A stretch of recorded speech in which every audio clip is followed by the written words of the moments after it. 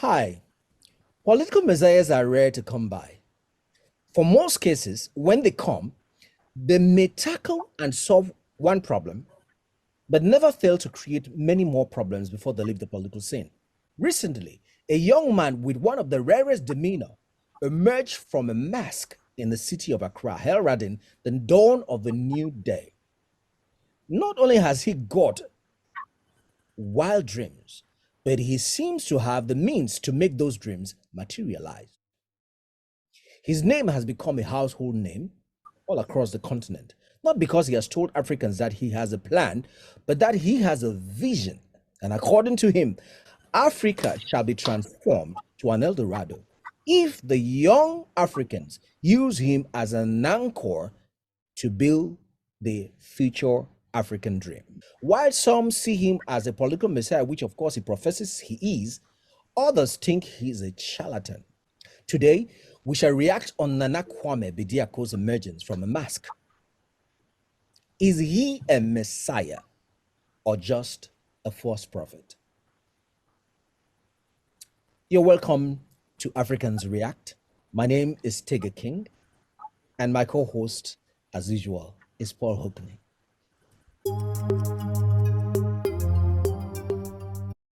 All right, so you watched already the discussion that the guys at Tunacheki, his name is Mike. I don't know the other name. I don't also know his host. I had once watched one video. I think that video was viral, where a certain guy talked about the original name of Africa. The original name of Africa, the indigenous name, it was Al-Kabulan, which translates to the Garden of Eden and Mother of Mankind. And then I found this guy talking about Nana Kwame Bediako in this way that they're expressing themselves, what they feel. For me, I'm so saddened by this, right? Because it is undermining something that people died for. Sankara died for this. Patrice Lumumba died for They this. died right? for this, yes. Like it's let me give you an example. Ibrahim Traore from Burkina Faso, the president. Amazing. That guy wakes up every morning like thanking God is alive. He has Yes. like had four. His life is on the right? line. Yeah, His every life day. is on the line every day. Every day. And he doesn't know if it will come from his friend, his next door general, an assassin from outside in the crowd, right? Like he's walking the Pan-Africanism, as in he's risking his whole life because of something he believes in. He believes in a free Africa. He believes Africa needs to get back what it belongs and start enjoying its resources, right? And he's like he's walking the walk, right? Right. You know, right? Like he's the real deal. So for me, for even somebody, right, and this is now the thing that saddens me completely, for somebody even to think, right, that Ibrahim Traore and this guy, Kwame Bediako, they're even in the same conversation, right? Like at the saliva that I mentioned both their names together, right? Like one person is risking it all, the other person is just a marketer, right? It's crazy. It's like, do you know what is funny? So, for example, somebody in my Instagram comments, I don't know whether they're even still in my listening. This person, I don't know whether this person is even African or not, but he's saying it's easier to condemn and pull down someone else's efforts. This is not commendable. That attitude is one of our problems. Yeah. You see, when people say that sort of thing, and you haven't got the ability for critical reasoning, that not all good acts are good acts. Yep. Not all good acts are good acts. Not all agendas. Not all agendas are. Yes, no. This is a bad agenda that needs to be called out, because I'm looking at this and I'm saying that thank you for bringing up Captain Traore. As a man, his life is on the line every day for the sake of Africans. The president of Mali, president of Guinea, presidents of Gabon isn't a part of it, but those three, their lives are on the line every day, fighting for us. And you are going to allow. So where have you heard Captain Traore liken himself to Nkrumah? Where have you heard Captain Traore liken himself to Mandela? We haven't heard Captain Traore say anything like that. Like himself to any of these people. Like, let me tell you, like, let me give you an irony, right? Like Captain Traore, he actually saved the people of Burkina Faso, right? Yes. He actually saved, right? But you can never hear a man like that call himself the savior, right? In this guy's speech, he's like, I'm the savior for Africa or Ghanaians. Wait, let me play for you. Listen, I like you said, we don't want to just talk. Let the man say it for himself. Please, I queued up the video. I want people to listen to this man. Of my children. So you put in $300,000? Yes. The show itself was costing us, the event organizers was costing us $150,000. And then all the other logistics, bringing people in and other people who are performing and all of that. So, marketing, all of that together. That's around, it could even be more, but that's just a rough figure. Here we go, listen. And we, New Africa Foundation, we can invest $1 million into adding value to the nature, because my life started with giving, and giving is my power. I always believe that giving is the art of receiving is giving. And I think God has blessed me. God has given me tremendous wealth. That's because I've never been scared to give. And so there's so many other things that we have done, from even buying universities and other things in this country that we don't talk about, because paying your tithes, I don't have to talk about it. But I've never failed, and my cup has never run down. So my belief, I don't want to trade it for anything. It's part of me giving, and I really believe that, this investment was not about the money. It was about the message. It was about the inspiration that was going to go to people. And it was about the fact that people will remember me, that I created that Memorial Day to inspire and motivate the nation. And I'm sure also the speaker whom you flew in to come and talk at this program that never was, shared some of their sentiments with you. Professor Pielo Lumumba has been in this country for a number of times, but Peter Obi, no. What are some of the things they told you about what had happened and how the memory they were living with? They said many things, but one thing that I think came from the three of them that still stays with me is that they said, son, you have started something that Africa needs, not just your country. Don't give up. Keep going. You have a torch in your hand. And some of them told me that I have a mantle in my hand. Of course, I took them around and I showed them my vision and the things that I'm doing and the things that I'm doing to create jobs and to build the nation and to add value to the country. And, they were impressed, but they also realized that I have some ordained leadership skills that has been bestowed on me. And, I would say they made me feel like I have the spirits of the likes of the Nkrumahs and some of the leaders that I have always looked up to. So he used two names or two organizations to try to host a program, the program they called the convention, which was hosted on the 7th. People like Julius Malema were supposed to be here. Julius Malema didn't make it, but at least Dr. Harikana made it. Professor Pielo Lumumba made it. Our dear Peter Obi from Nigeria, the politician, made it. I mean, look at the kinds of personalities who made it to these programs. So give me your own impression. Nana Kwame Bediako is bad news. He's typically bad news for Ghana, considering the things I've heard about him. He hasn't actually, the first time I heard of this individual was, I think, 3 years ago, when he was putting up a complex around the Laboni area. There's a building like that, a very huge edifice. And by then I knew him to go by the name Quales. Then later there was this, brouhaha about an individual who had bought lions, or was it tigers? Yeah, caps. They were lions, two young ones in his neighborhood. And then people were complaining. People were, they felt fear for those lions in the neighborhood. Tega, do you know who purchased such lions? It was the same guy, Quales. Others call him Cheddar. Okay, and then by then, even the news had him as Freedom Jacob Caesar. And now he is called Nana Kwame Bediako. So which is which? An individual having multiple identities. So this raises, eyebrows. This raises issues for concern. Okay, so now coming into his political ambition, I again first saw his post erected around along the Achimota old station. So when you get to Achimota old station, there's a huge billboard, and by then it was masked as we have it, saying that a new force was coming into motion. Tega, I should tell you that I was actually very disappointed when I got to realize he was the one.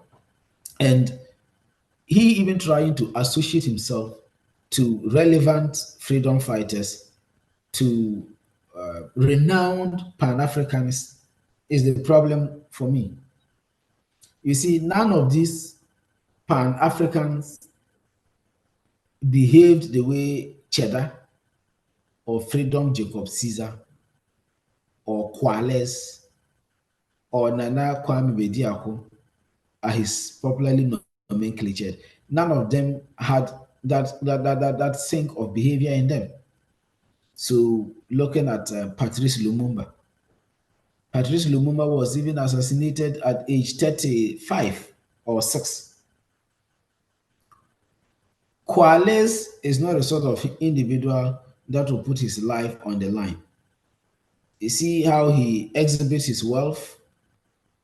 You see his buildings. There's another building around the airport area, and he has his mom's picture that pops up, I think, with some good lightning around such an image.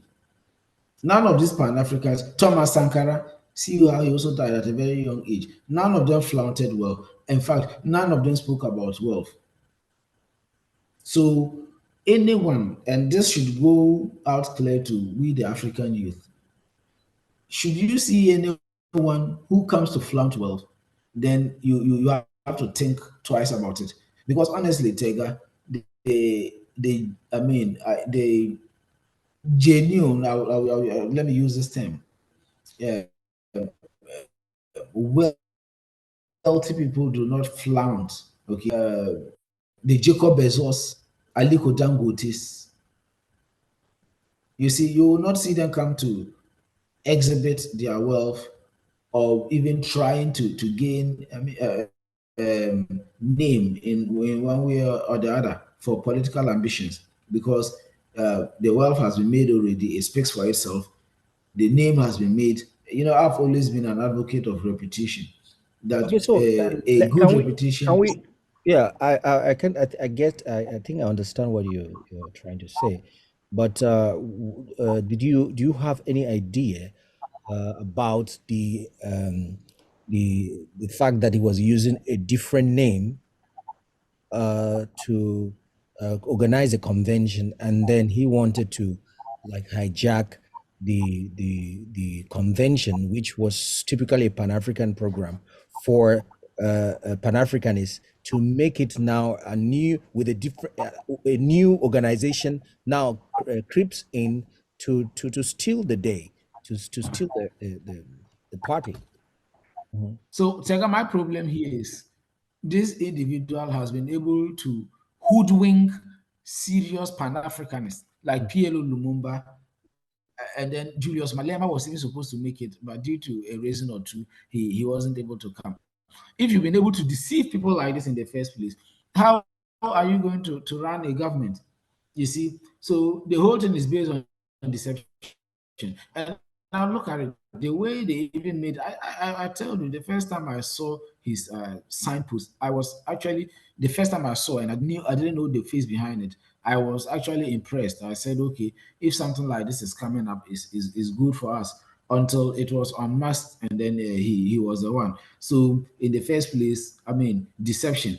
Secondly, he doesn't even seem to have an agenda, because when it comes to things like politics, you should have an agenda first. Politics is not like music or a book or a movie that you want to put people in suspense before you uncover. So in that first place, he had it wrong, because in politics you need to make yourself known. Okay, so you have to, I mean, you have to bring out yourself to the public. Start, I mean, engaging in activities that will make you known there. But if you set up an agenda like this, it seemed to me as though it's a movie that was about to be premiered. You get that? Okay, now you've been unmasked. What are your policies? Does he even have a manifesto? That's the problem. Does he even know what it takes to draft a manifesto? Yeah, What are I his listen. policies? Yeah, I listened to some of his interviews, and he seems to be somebody, like I gave in the introduction, someone who is not yet having a plan. Maybe this guy is just too big, that the small things for him are so big that we all marvel and we're confused. For the things that he sees and thinks they are small things, they are really big things in the eyes of the world. Because for him, this is how he wants to do it. He doesn't have a manifesto, he has not created a political party yet. He has ambitions to become a politician or to become a leader, a political leader. In other words, to become the president of this country. He's targeting just one thing, to become the president, not any other thing. Then he wants to create a center or an anchor, the pivot. He wants a kind of center where he can be the new political force, or the new political movement can be circulating or can be anchored, and then they can be pivoting towards a new direction, which he is saying he is the new hope, somehow, like a kind of new hope for not only Yeah, Ghana, so Tega, but also Africa. My question is, he wants to be the new hope. What does he want to do that will make us, I mean, see Yeah, him as new? What message does he have? yeah, yeah. Does he think the Ghanaians just want to vote for a new face because they feel like they are fed up with old faces? No, there's something, there's a reason why we will vote for someone. So tell us the reason. You come here, you're saying you are representing a new hope. Yeah, so but So he says listen to some of the things he says, which sometimes we need to listen very well to, because one thing I know is that just as he could be a plant, that is a mole within the political spectrum, of the African political spectrum, he could also be a messiah. I mean that he could be a mole of the enemy, but he could also be a messiah. I want to look at it in that two formats, and I want us to critically analyze it, and not just go on towards one direction. And I like the direction I take it, because I would like to be on the other side a little bit. I mean, just to play the devil's advocate for a little while, and let's see how we can dissect the whole the whole case. Because you see, we we must avoid to think that all political figures, especially those who've died, who are heroes, who are martyrs, who are patriarchs, and who are legends, their path is the same path that we must take. That's the one thing. Secondly, uh, politics as it has been played all this while has not been a very good thing, or has very little fruits to produce, to show. I mean, very little good fruits to show. The history is there for us to see. I mean, the fruits of history are there for us to see. Politics, be it in Africa, be it in Europe, be it in America, the fruits are very, very mild. When I mean that the intensity of what has been produced as a result is nothing to write home about. So I would appreciate having some uh, new kinds of emergence, new kinds of ways, new kinds of trajectory, new kinds of path in the political game.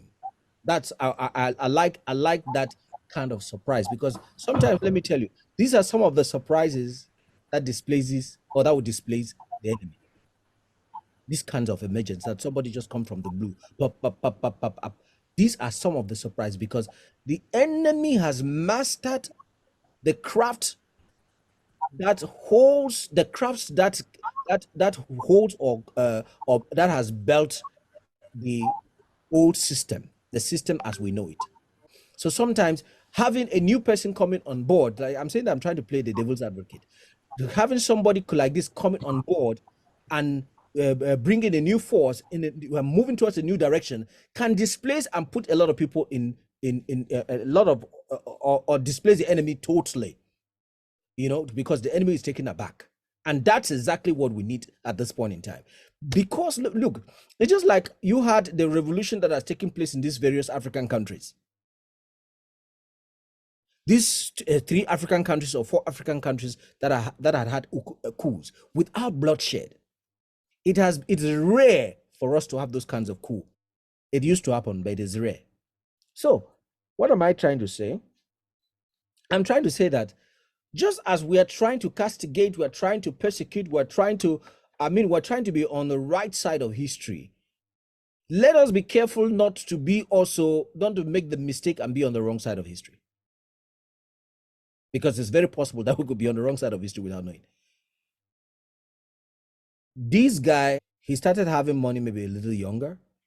He's quite an arrogant person. He's outspoken. He's intelligent. He's smart. He's got it all. He's got some charisma. He's got the mastery of the English vocabulary. He's got a lot of things around him, and this can make him commit a lot of mistakes. That is very obvious. But what I don't want us to do is to drive a person to push someone away, somebody who could have been a real force to reckon with, to be able to fight and correct the system. Think about it. Just think about it for a moment. That there is a political party that is headed by this guy with the ideas that he has and the means that he has got. Think about it for a while where we can arrive. Just think about it for a while. Just as if I have to go switch it just a little bit the other side of the coin. Just as it could also be dangerous, very, very dangerous. If this guy is the mole who is being used from the back by the enemies so that in the future they can capture the whole story and control the narrative of the Pan-African, the whole Pan-African narrative.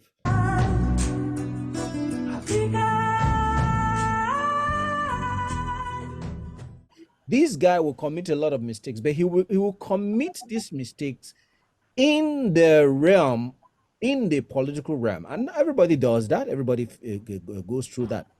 While he is in his career, making these terrible mistakes that he made, for example, taking a white lady from abroad and brings the person to lead the movement or be the secretary or be the spokesperson, of the movement. Knowing very well that this is about Pan-Africanism.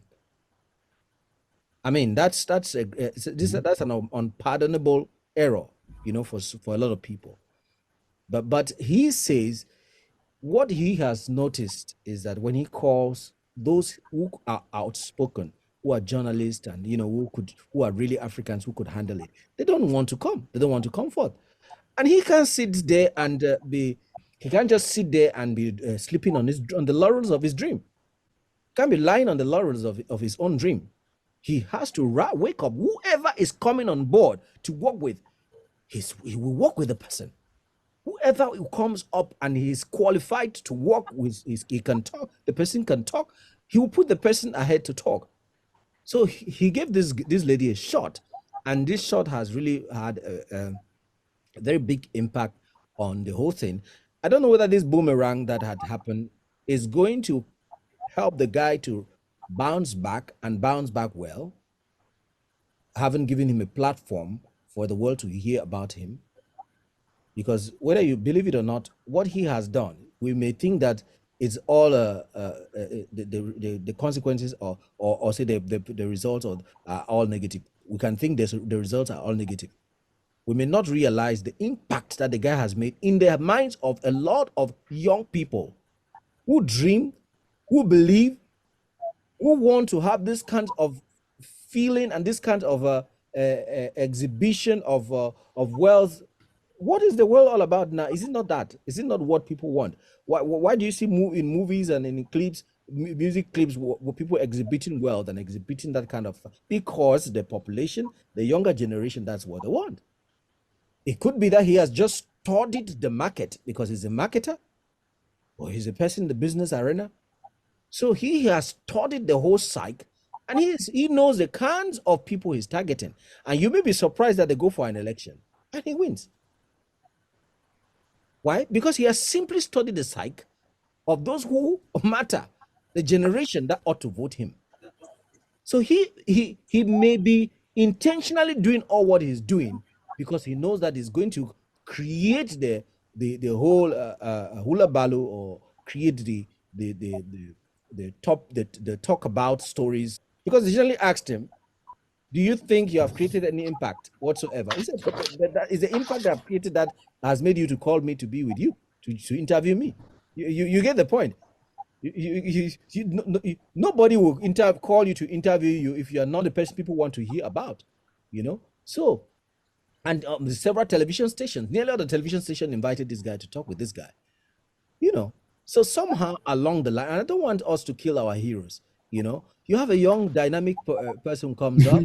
He's trying he's trying to be relevant. You get what I'm saying? He's trying to be relevant. He's making terrible mistakes.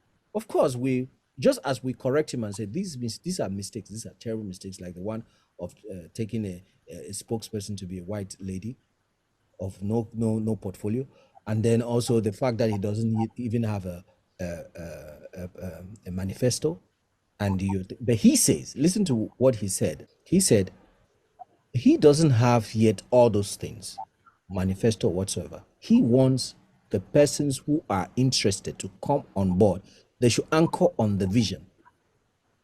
Anchor on the vision. Then when you come on board, you bring in, because what he's looking for human capital to work with, to put the human capital together, and they create something which he will not impose on Ghanaians, but rather he doesn't have a plan. He doesn't have a plan. He doesn't have what he has to plan. Well, what he has is a vision. That's what I'm saying. You have these children who get up with their vision because they have the means.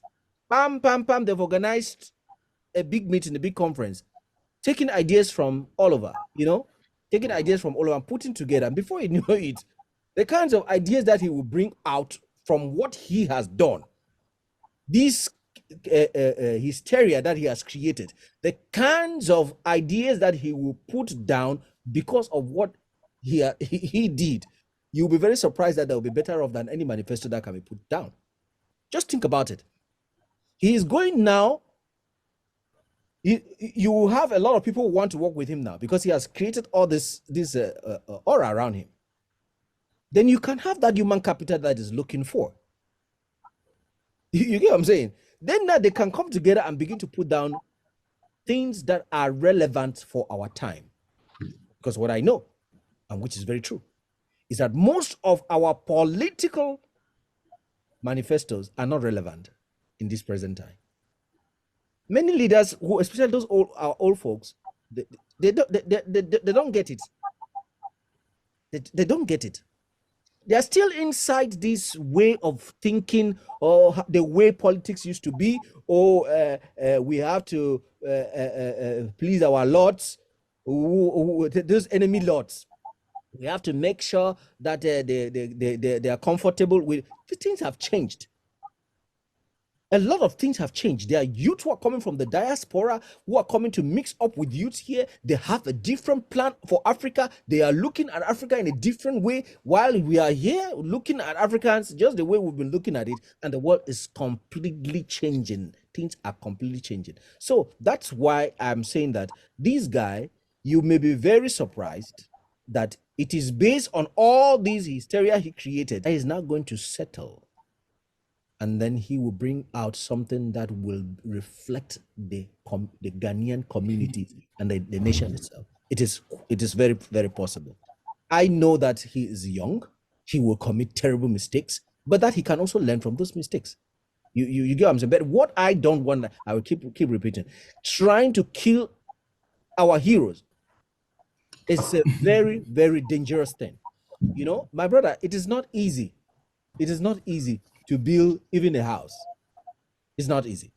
For somebody to have a company, for a person to build what this guy has built, for a person to set up the wealth that this guy has built at his own age, at a small age, for a person to build even a following that this guy has been able to build, just try 50 people or 10 people who should follow you.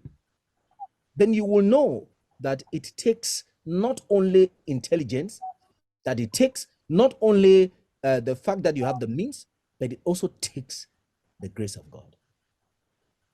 And that's why sometimes when they speak, people like this, when they speak, because they see the grace of God in them, or they see certain aspects that give them some kind of favor, they begin to feel like, oh, they are some kind of messiahs, they are some kind of a chosen kind of person. And sometimes they go off board, they speak anyhow, they bully people, they become, like in my introduction, what I was saying is that when those people come up as political messiahs, at the end of the day, they leave more problems behind than the ones that they came to solve. All right, please take it away. Okay. So, yes, really relevant points you've raised up there. And I want to take the one after the other. You see, Tega, you started by, along the way you spoke about, you don't want us to kill our heroes or our messiahs.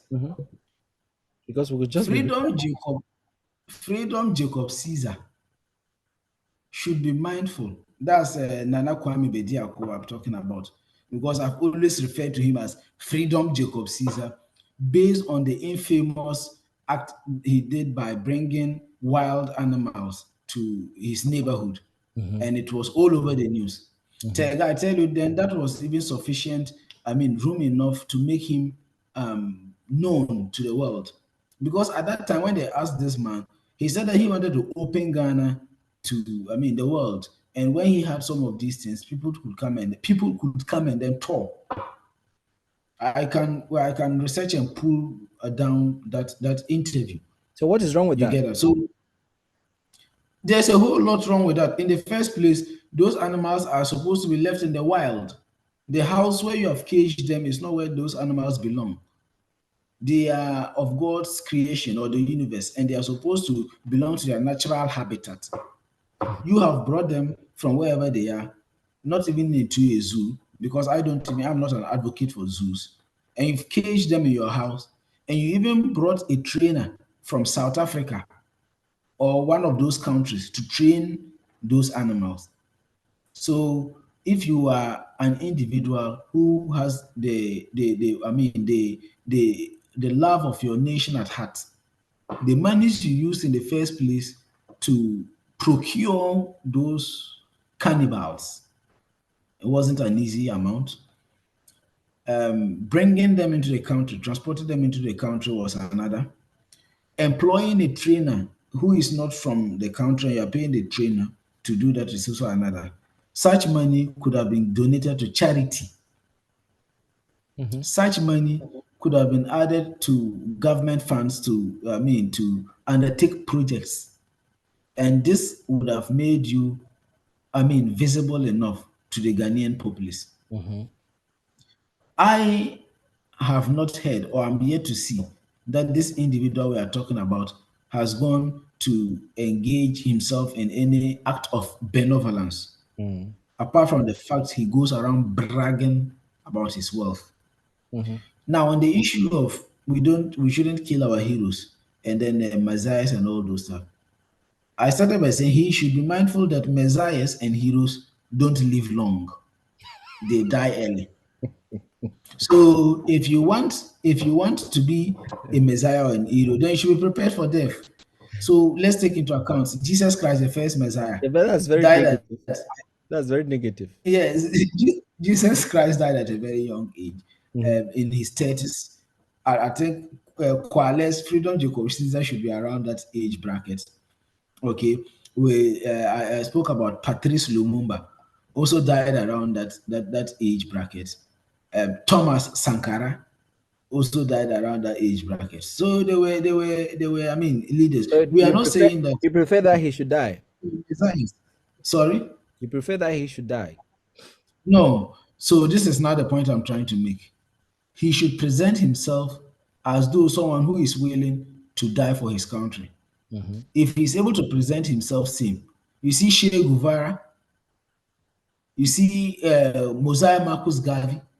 So if he's able to come, you see the late, Zimbabwean president Robert Mugabe. Yeah.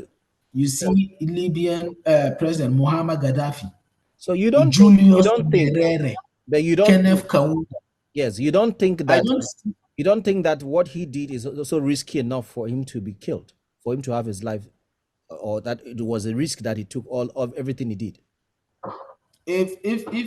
Well, it would be a risk to if he to other associates he might have some business with.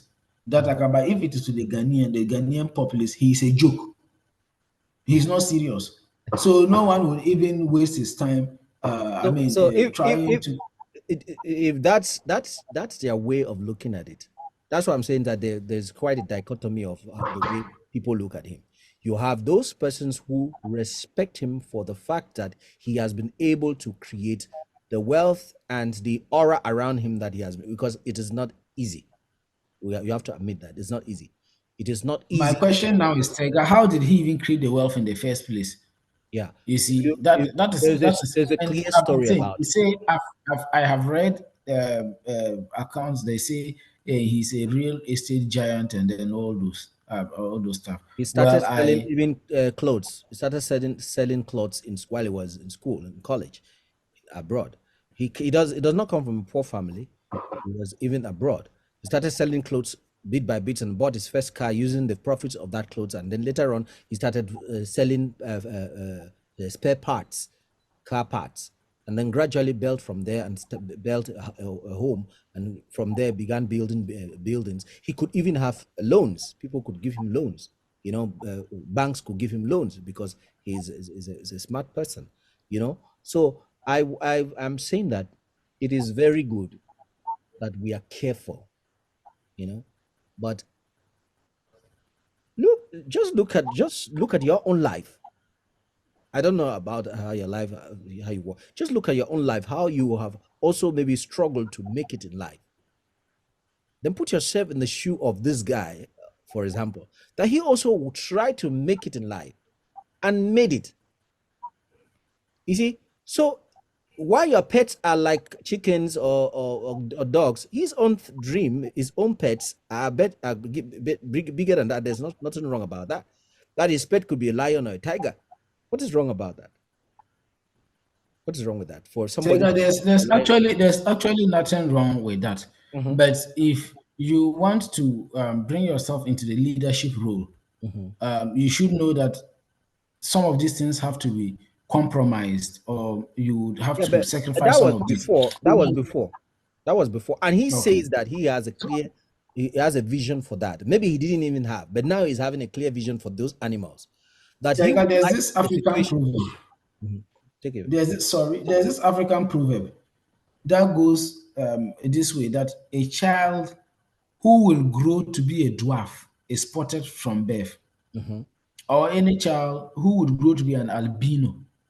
Is And spotted with just like respect to albino, a is child who spotted grow to from. be a hero can be also spotted from birth. A child who will Yes, grow to be so a great this. person can be also spotted from birth. And that's the kind of person that Yes, I see this person. That's the that kind is of the person kind of I see. opposite. That's No, the no, exact opposite, no. because I don't see anything. Okay, okay, let What me ask message you a does question. something? Let me ask you a question. Yes. What threat do you think this guy can be of Ghana? What kind of menace can this guy bring to Ghana that we don't already have, that you've not gone through? from Yes. from the days of colonialism, from the days of even the 1960s when we or 58 when we had independence, from the days of the various schools, from the first school to the second to third to the fourth. What is it that this guy is going to do to put you in the trouble that you have not already had?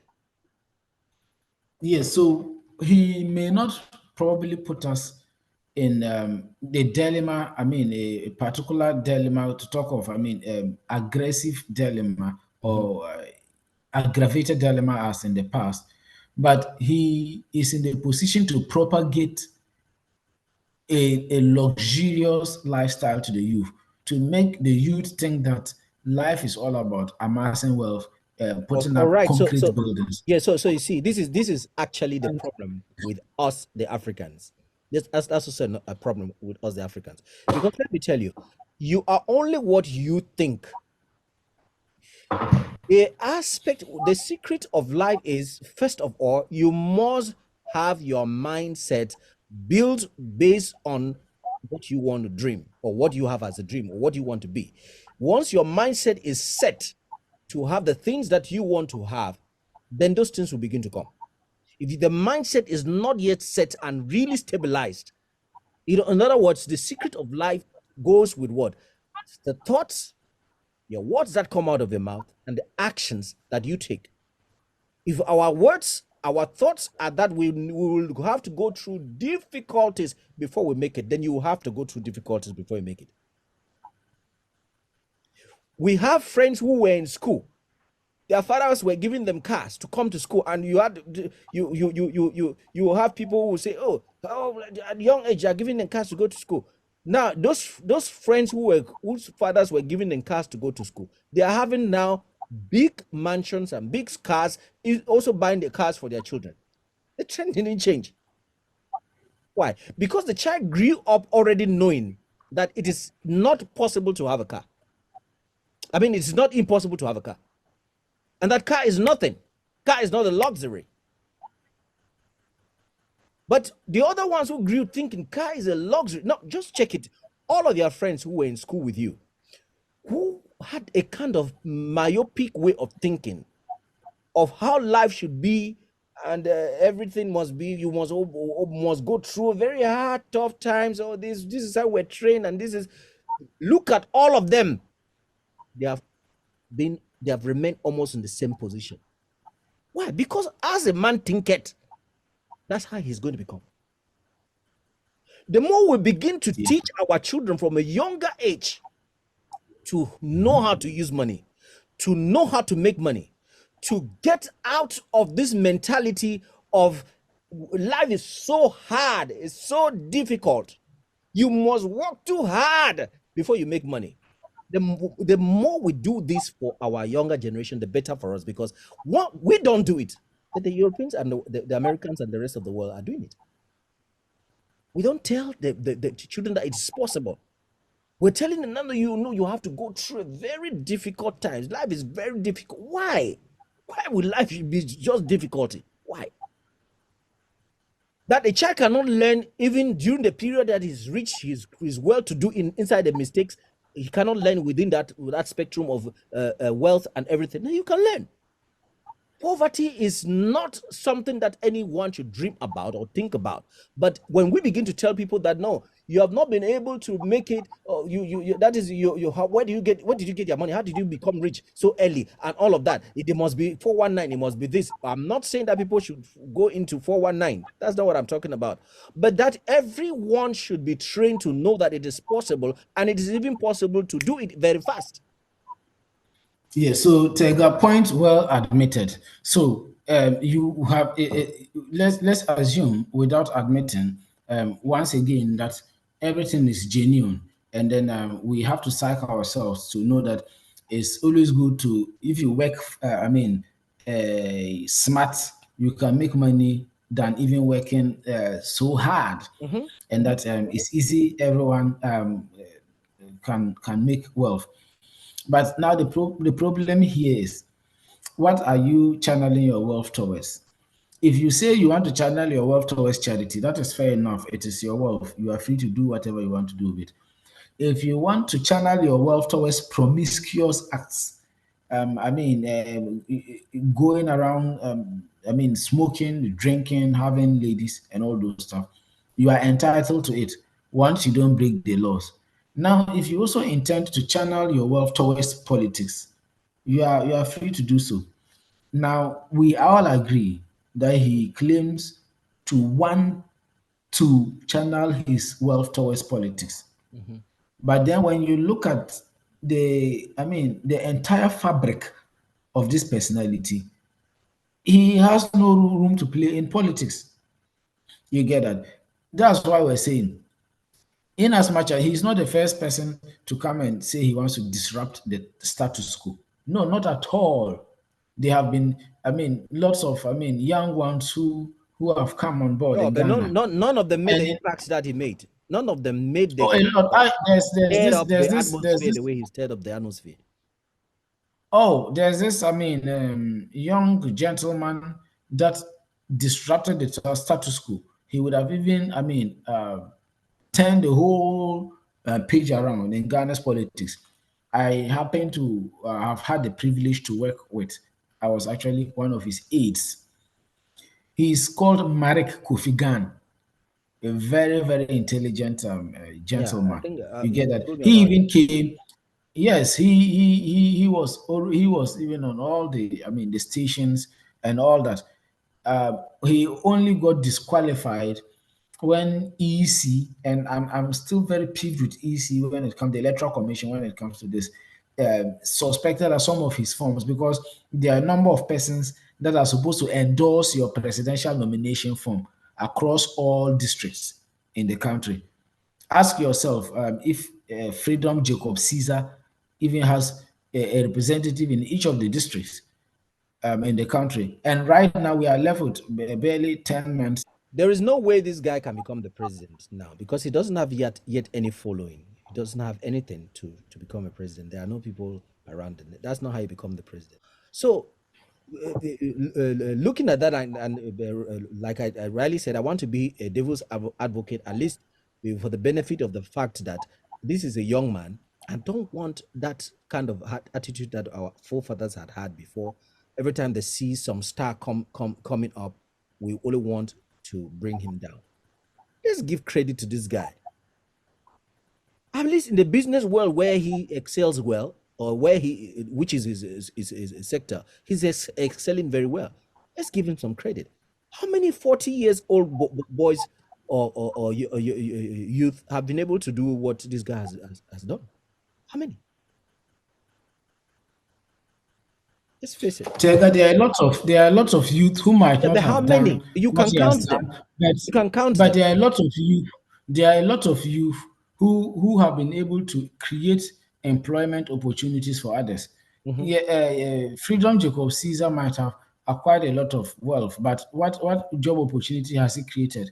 Oh, I so mean, by who are the by people who creating are? this estates See, and the companies that he have or that he has, there's no people he you has. you you you know what happened? I was given information sometime that one of his estates, they shot up a very big party. Okay, and I hear that when musicians, these big musicians, from the diaspora come, they come there. You know what, to have a cool time. Yes, so if by means of that you mean that okay, people have benefited, fine. That's just to the rich, the filthy rich, and then this. But how many job opportunities has he created for the ordinary person You on walking on the streets? for I sure you can don't know. brag. No, for sure you don't know. For sure you don't know. If he had, he would have, because everyone, he would have spoken about it. No. He would have spoken But about it. he has companies, though. Doesn't he have companies? I Yeah, am I'm yet. I only know of the Quales group. yeah. Okay, and they are into real estate. Apart from that, And I'm a not. part of that, this guy is a motivational speaker. If he has not impacted at least people through employment, he has impacted people's minds, and that is the biggest resource you can give to anyone. This guy has moved from one Tega, have you party. listened to him speak? Yes. I'm listening to him speaking. He's a person of substance. No, he's a person of substance. He has been even when he went to Nigeria. Why do you think that when he invited people like Peter Obi they left their own hotels, they left where they were, and they come and met him in his hotel. Because they know his worth. They know what he has been able to do in Nigeria. They know the kinds of conversation this guy has had on TV. I followed this conversation on TV in Nigeria. And you can see somebody who is passionate about what he wants to do. You can see somebody who is trying to enlighten people. You can see someone whom, when he speaks, he is you can begin to shift. He can shift your paradigm. He does that. He has educated a lot of people through his discussions. A lot of Nigerians hold him in high esteem, and that's the problem all the times with human beings. When a prophet comes from a particular area, we really don't admire that kind of a person. The admiration they gave this person, that's why you see all around him is filled with foreigners. Tega, I have an issue with that.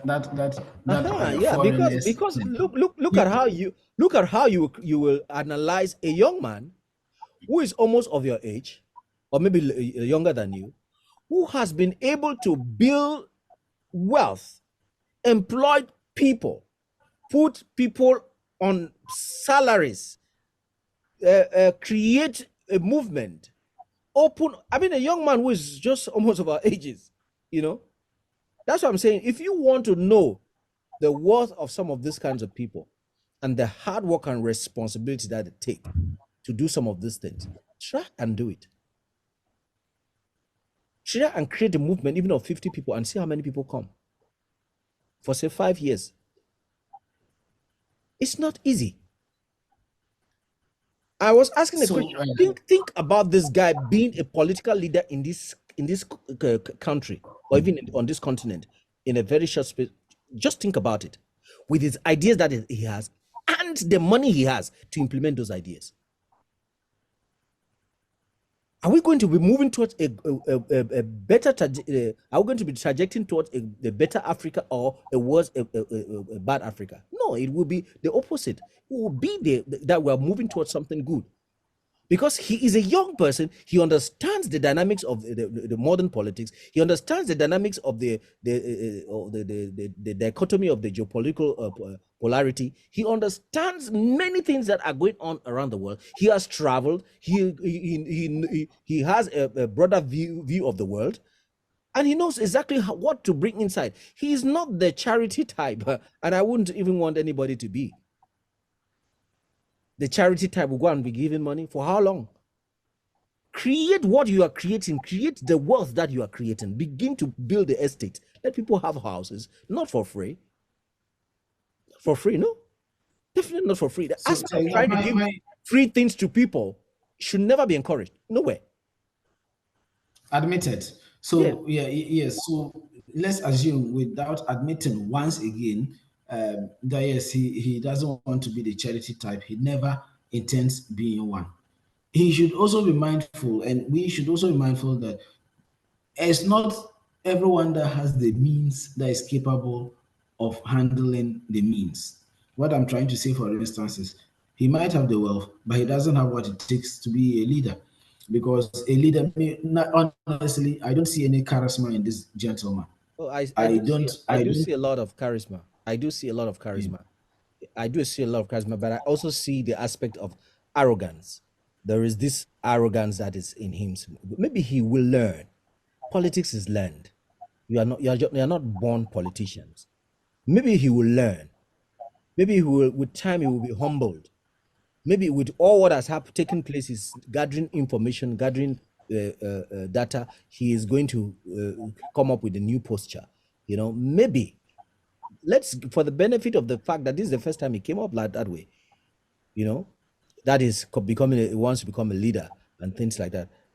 That's just, even to say that I want to become a president is all naive. that's to tell you how young he is in his mind. Rather, just keep on working until leadership comes and meets you. Leadership should come and meet you. That's what I expected from him. Just keep on working, put in your structure, and keep on moving. Sometimes you may not be a leader, but you may not be a leader, but you may be, because of what you are, you may be a kingmaker, and you may be more powerful than the leader. Certainly. And you see how destiny has a way of doing things. This is how I'm also seeing it now, Tega. I think he has been successful in tarnishing his image already. And his quest for leadership has ended because all what he did, if you take a chronological antecedent of what has happened, it meant that he was set to, for chaos, okay, or it was set to be a fiasco. I just want to raise a very quick one on the foreigners. You say I work with him, Mhm. and then his, spokesperson to be precise with Mhm. Belgian. This Professor Lumumba, okay, I will not even bring this. Okay, so Professor Lumumba, you invited, okay, holds Patrice Lumumba a high esteem. He doesn't joke with that man. He likes him so much. Okay, Patrice Lumumba was executed with the help of the Belgians. Mhm.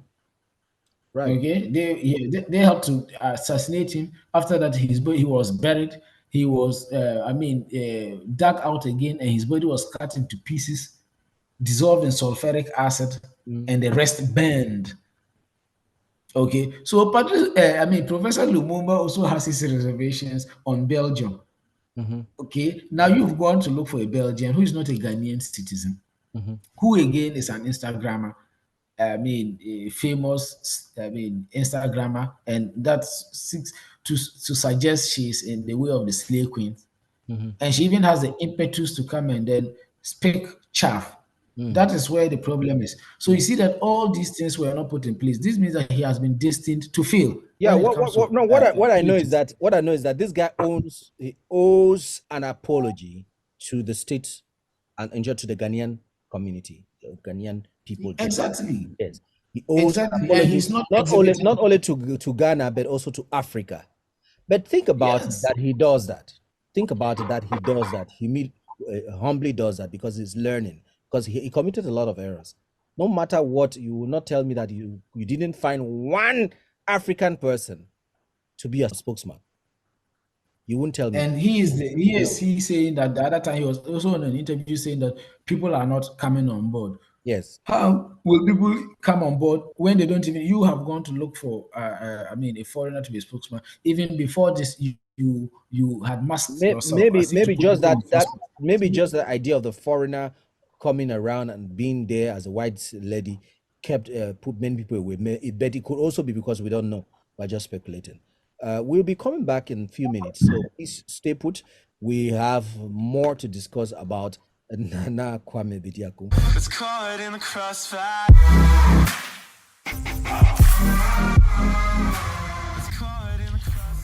Hearing you speak, I think you think he's that kind of a show guy. He has no place in the political arena. But like I Yes, said, politics is learned. We learn.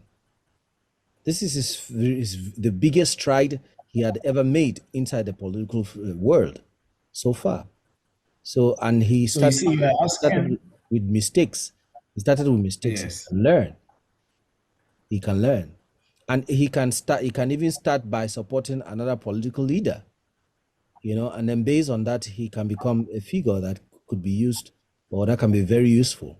But I don't support any person who thinks who want to uh, think that he has no space in the political world.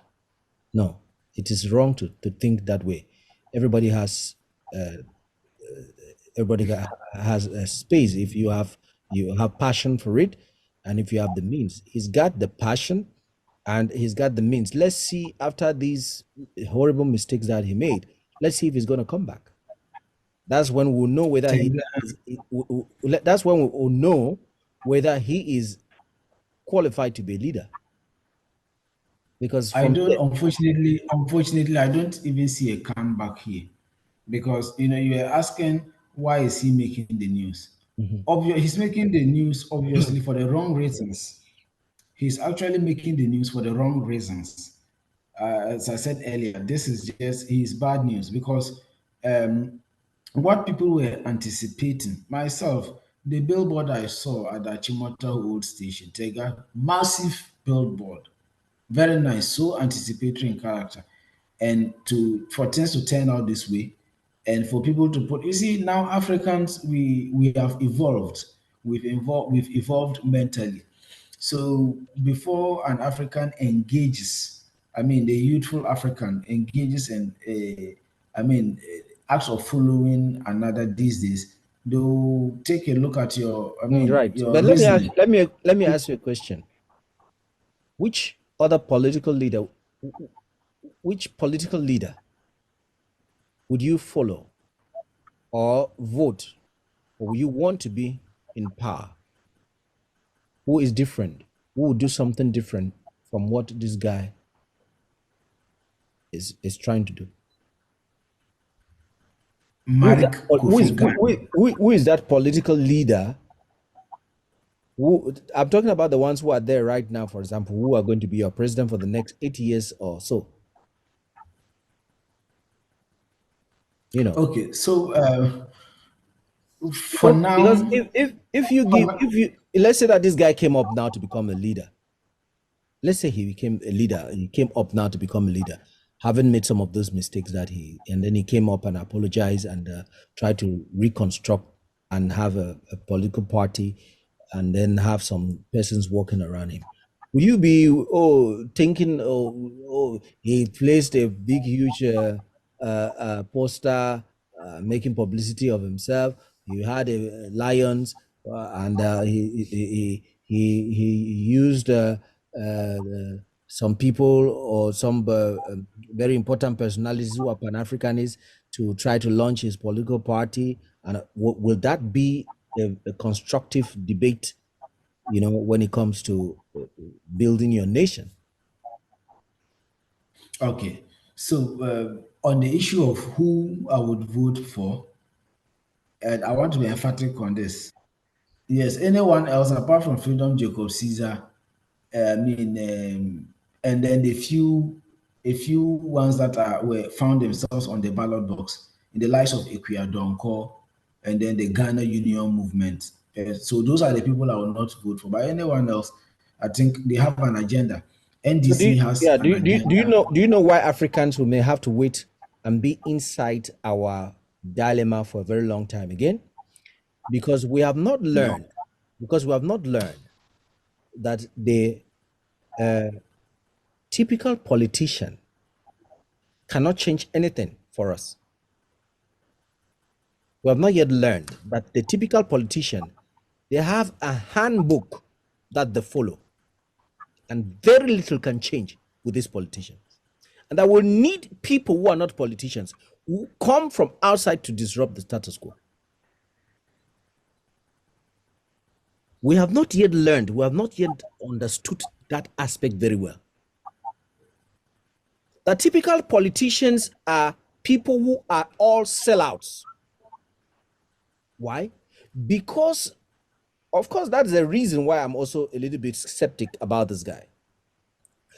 Because, you see, typical politicians have consolidated their positions. They understand the game of politics. What is the game of politics? You have to look at it globally. You have to look at, in other words, you have to look at it holistically for you to know that so long as we have these typical politicians who are already in the where they are, holding their positions and wanting to remain in those positions and having their way of looking at things, connecting with their lots abroad and connecting with their cartel that they have had inside their system, nothing will change. It's about building you, except you climb up and meet them, they will never come down to meet you. Typical politicians will never come down to meet the populace. They'll never come down to meet the downtrodden. Typical politicians are out there to amass their wealth, stay in power, create the foundation for their children to inherit them after them. That's the typical political life. Tega, you've raised a very important issue. I want us not to skip it. The issue on who a typical politician is.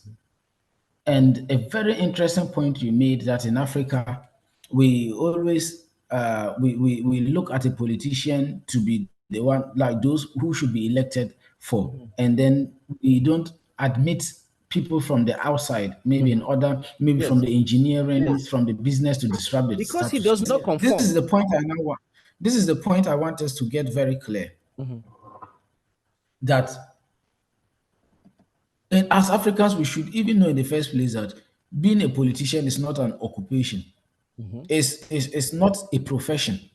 Right. You go to school to learn for and But they all make those it to stuff. be one. So They therefore, even it pass it means down that to their children. yes. So then, what it therefore means is that politics, that particular, I mean, concept. So it is a concept that decides how a leader is chosen. So that concept already involves all genres of people. I mean, they are businessmen, they are lawyers, they are teachers, they are Yeah. doctors in it. Okay. Now, second is that if we and this point, I want Africans to, I mean, take it very seriously. If there is any person that you see and label as a politician, and you think that the person professionally is a politician, then in the first place, that person is even built for doom. Because, you know, as I said, politics is not a career, it's not a profession you go and then acquire. Everyone can play in it. So if you see that someone has just started all his life, politics, everyday politics, it means the person has now made it a profession. Okay, The find person out has from the made students. Find out from the students from the universities now what do they want to become. Many of them will tell you that they will just want to be politicians. They just want to be You inside the see, political game. so that is a concept we have misunderstood. Now, the point I'm making is, if you see such persons that have made politics their trade and their profession, that person is a dangerous person to Of elect course into he power, is. because this is a person who has decided to make this an investment by, I mean, upholding it and making it a profession for himself. And sometimes you now see the right, maybe on the news and other things, the right Tega King or Paul Honkani, then they'll put under politician. Since when did politics become a profession? So we should be mindful about those people. That when you see someone who takes politics as a profession, that person automatically, and from my 5 streams of sense, is a failure. We must look for, I mean, leaders, not politicians. Yeah. So this now brings this now so now to climax. I mean, not to like to end on that point, that yes, it is good that Freedom Jacob Caesar has the wealth. It's good he's coming from a different aspect rather than being, I mean, a professional politician. It's good that he wants to disrupt the status quo, but it is all clear that the odds are against him.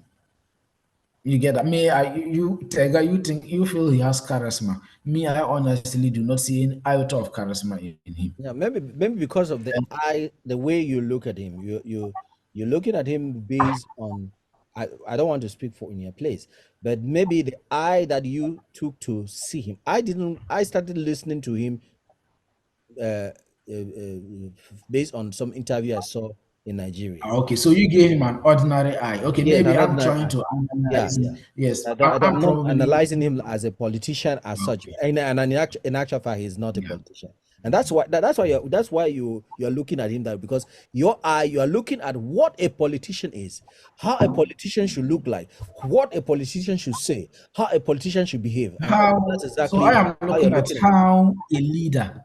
I'm looking at. So I want to be meticulous with the word of politician, because I don't actually even admire. So how a leader should behave Yeah, but maybe is what mostly I'm of the looking leader for. you're talking about is a political leader because you are used to with those political leaders. That's it. That's the point. Because actually, this guy is a leader. This guy is a leader. He has everything that it takes for someone to be a leader. But you have not seen the leadership in him. You think it's easy to put up a company like what he did, building about 500 buildings. Is it an easy thing? It's not easy. It's not an easy thing. So he is someone who is a leader, who has everything that a leader has, who can bring people together.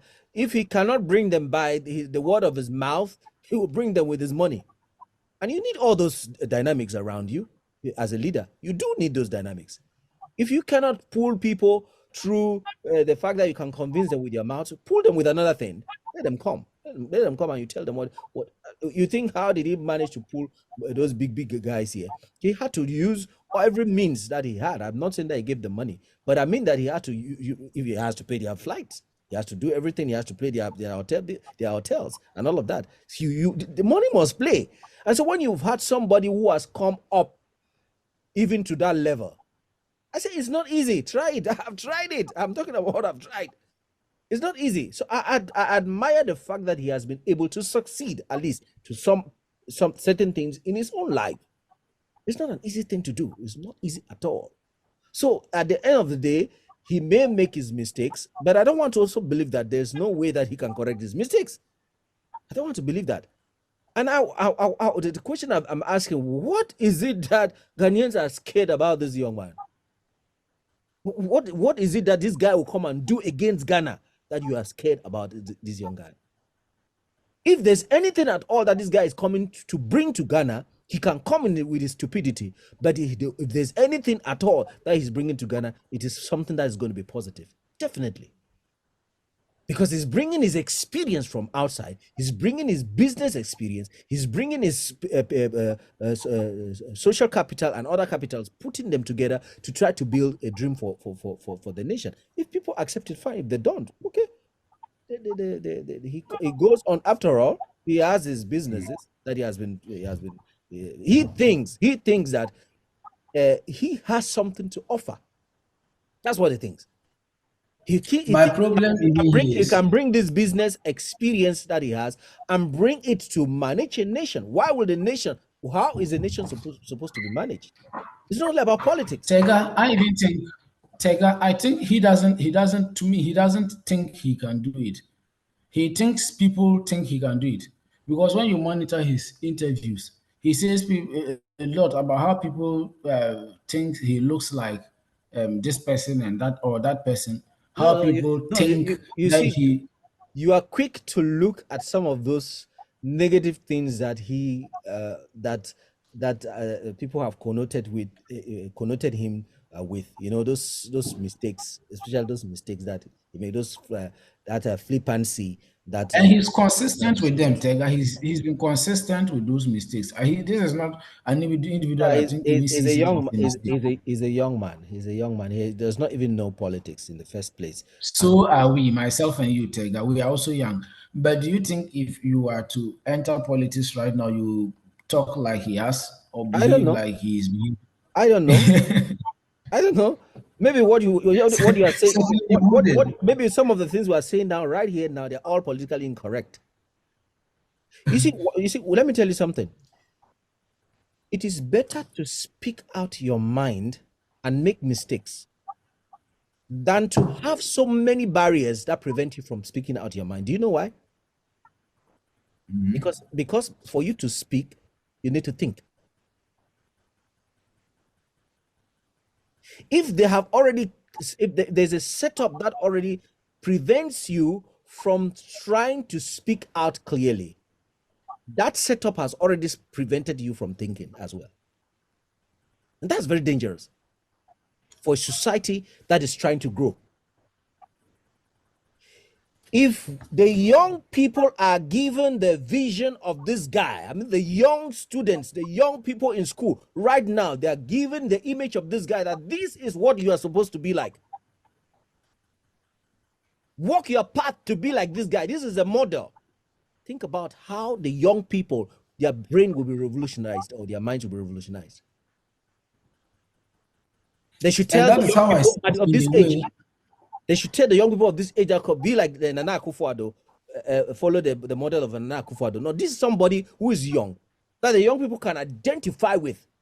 That is why we need to reinvent the kinds of ideas we have on who should be a leader. Because our leaders must hit around 50s, 60s, before we say they are real leaders.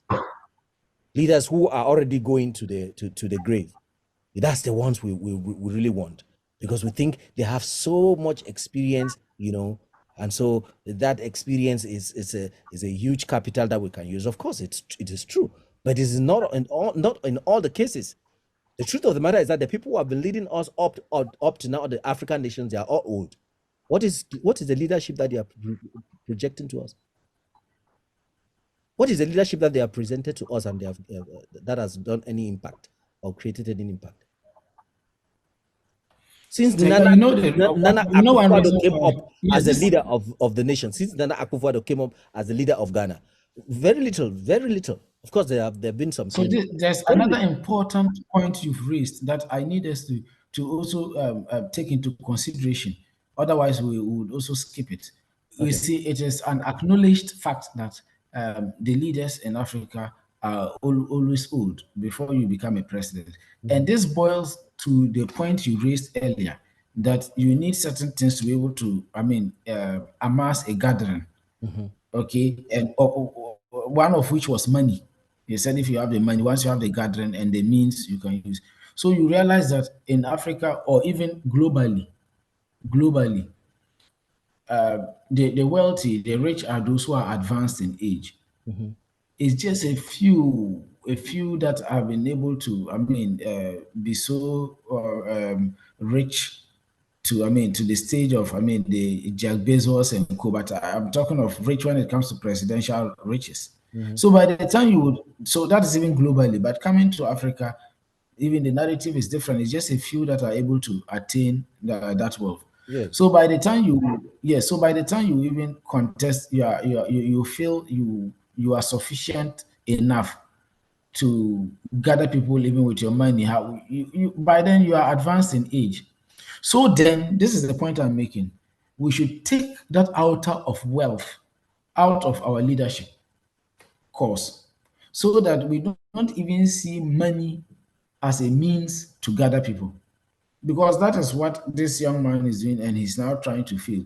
Because he thinks that, well, he has money, and then he's young, and he can't wait, so he can get people.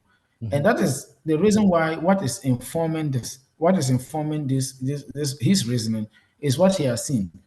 That, well, it is an established fact that the elderly are the leaders, and they are not doing anything to help us. But before you become a leader, you have to acquire some sort of wealth. Mm-hmm. And you see, that is where, so people like this should not even be given the limelight. No, you shouldn't be seen. I have a different. We should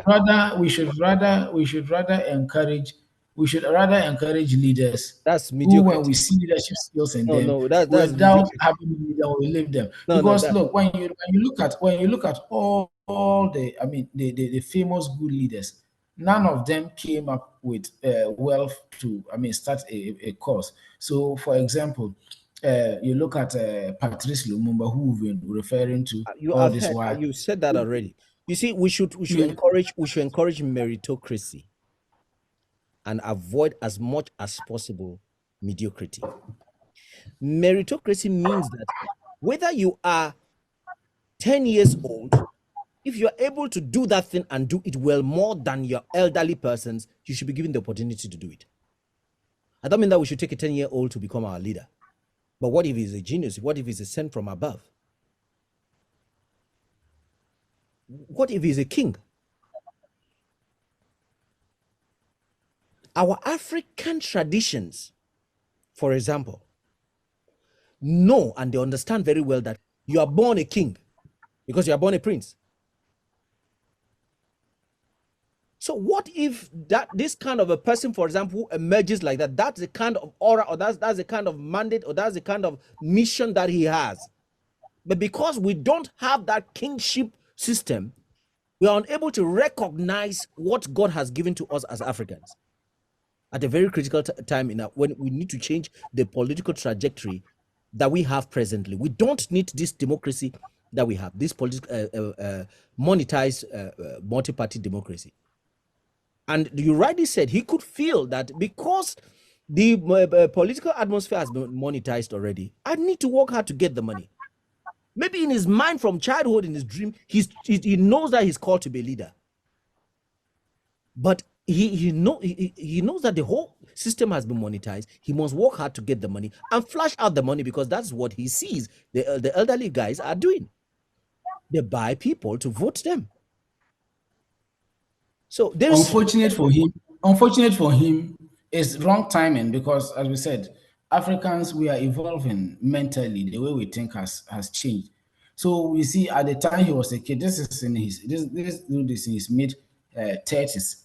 So let's assume he cultivated this thought in his let's say in his tens, when he was 10 to 15, his teenage. There's over 20 years has gone. And 20 years, a human being is not static. We evolve. So yes, it's true that at that time that was what he had seen. But now is the wrong time for him to implement Okay, let's because look at advanced Seneca, democracy. yourself and me. Let's look at advanced Okay. democracies, for example, like the American democracy. I know that different types of the Greek old the Greek archaic democracy, for example, used to the way they used to do their leadership stuff. We also do it here. We also had that kind of democratic rule here, where you do balloting. You do balloting. They take leaders. They can write something. This leader is number one, number two, number three. Then the ballot. They say, okay, the one they choose is going to be the one God has chosen or that destiny has chosen, or the ancestors have chosen. We used to also have that kind of leadership around, but presently leadership has been monetized. Democracy has been monetized in such a way that everybody is thinking that for you to go into politics, you must get the money first. You must have some money, or go into politics, maneuver around and make sure that you penetrate and go inside and be where money is coming out. Especially try to become a parliamentarian. Try to be the MP of your constituency, and then you will have money from it because there is money that is shared. There's huge money that is shared, and that they carry money in bags to go to their houses. This is not a joke. So you can take it anywhere. You still find out that this guy was just trying to do his best. His best may not be good enough, but he was just trying to use what he has as means, use what he has as social capital around him, those people who are around him, use those human resources that were around him to be able to make a name, and then based on that, he can be able to, show his face inside the political world. Whether it has backfired or it has not backfired, I know one thing: if he will come back, apologize to the people, stand and start walking towards having what his vision and his dreams are, then he's the real leader. Because people like him will run away. Or some people, I shouldn't say people like him. If he's fake, you see that, see that. If he's fake, he will run away. He will not appear again. This will just be the end. The second thing, you see, I've been speaking, being the devil's advocate. The other part, when we turn the coin around, is that I told you that you have the tendency, or there's a tendency that, or there's a possibility that the guy could be a mole. What they do with these kinds of persons is that he's outspoken, he's charismatic. You don't see it. I'm sure you hate this guy with all of your heart. He's a very charismatic someone. I don't just like him. I see him to be bad news for Ghana's politics. So this they know our enemies. They know the people who can easily be leaders. While we're looking at these old folks who can't even walk and talk, they are looking at the younger people whom they'll move around and they'll put inside the system. They catch them young, they catch them very young. Sometimes they try to see how they can put them in their sects very young, and then make them into to join their brotherhood. And in their brotherhood, you don't go out. If you go out, the consequences are grave. They know the way because what they will do is that they will push you, like buy your products, sponsor your businesses, and do things for you, and then you'll be move. Like, he may even be a mole. He may not even know. He may be a mole without even him knowing. So I'm looking at the other side. That's why you see this Pan-African analyst were trying to explain, like Mike in Tuna Cheki. They were trying to explain certain things about the fact that this guy came from the blue and some of the claims that he's making and all of that. He could be a mole without knowing. They will just be pushing you from the back, but they have records of you. They have records of you. They have the things that will hold you down. They know what they are doing. You may not even know it. In some cases, but you gave in. You know that there are people who are just favoring you on things, putting money in your they may not transfer money to you because they know transferring money will cause you problem. They'll come through business partnership. That's how they'll come. They'll let you hold positions, CEO, and all of that.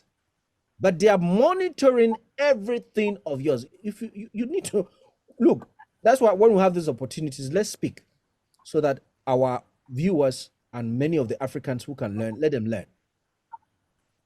There's a lot that goes, there's a lot of shady, dirty, sad things that takes place or that take place behind for these leaders who see. Like many of the leaders you see there can't even speak because they have data of them and many other things about them. Okay, if you are like this guy now, if he was getting money from certain partners, they'll just stop their money when they say you should do some certain thing and you don't want to do it. They'll just withdraw from the businesses. So when you look at the consequences of what will happen when you don't total what they have asked you to do, that your whole business empire will collapse in one day.